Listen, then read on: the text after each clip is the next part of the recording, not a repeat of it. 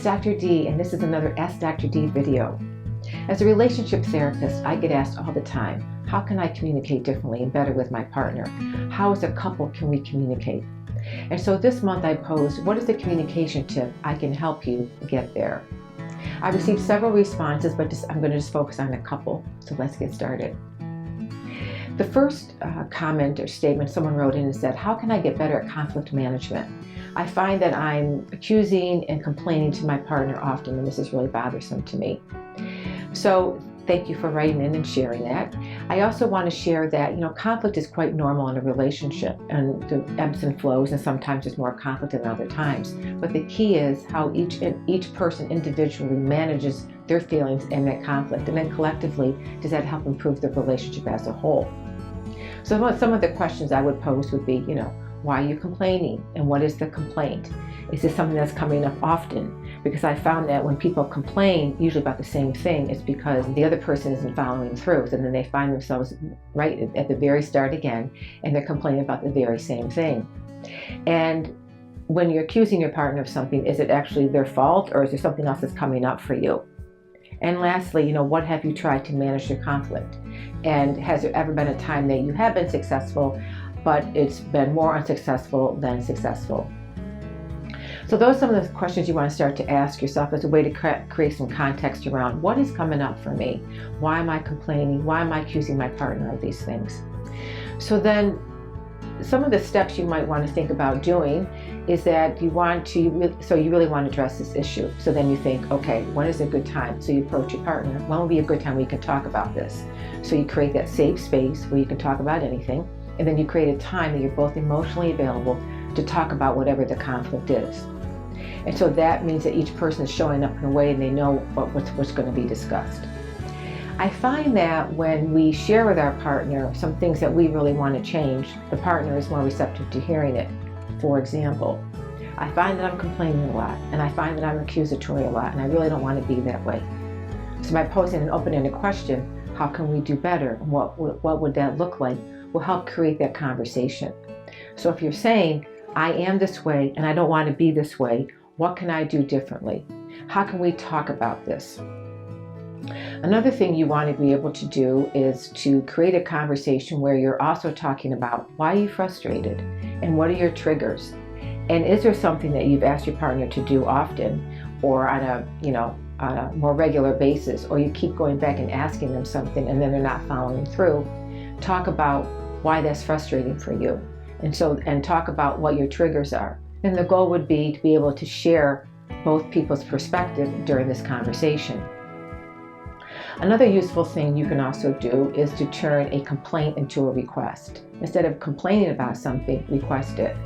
I would really appreciate it that if you were going to do A, B, or C, that you'd be able to follow through on that.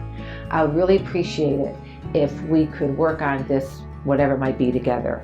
I would really like it if you said you were going to do something, take care of something on a Saturday or a Sunday, that you did that. And if you couldn't do that, you'd come back to me and say, I can't do that right now, but I will follow to make sure that I get that done at a different time. That way, the person is requesting something coming from a place of, what they want to talk about. They're not complaining, but they're requesting.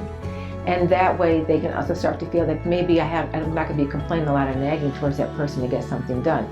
So turn the complaint into a request. The other thing you can also do is to turn blame into wonder.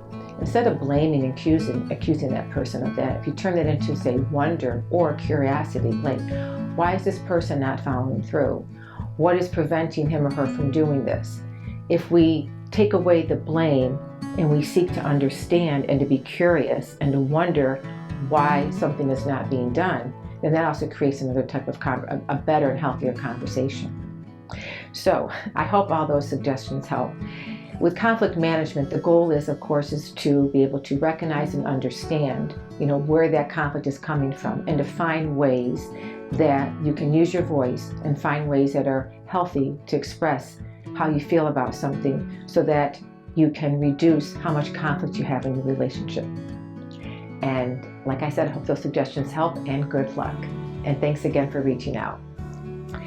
Another person wrote in and wanted to know how they can control their emotions better and in healthier ways, and to stay cool and calm.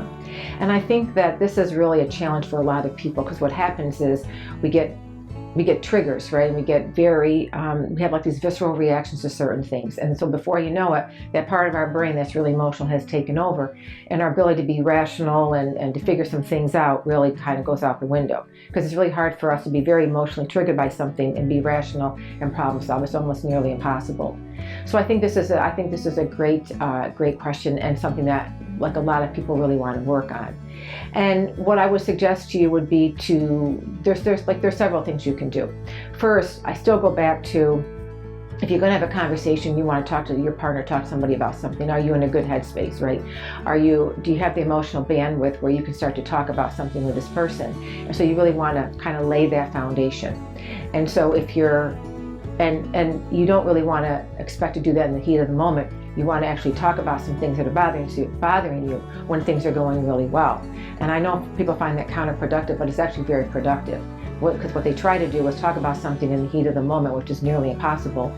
And then once you walk away, right, and cooler heads prevail, don't we often say, oh, I could have said this, or I could have done that, or I could have tried to contain my emotions differently there.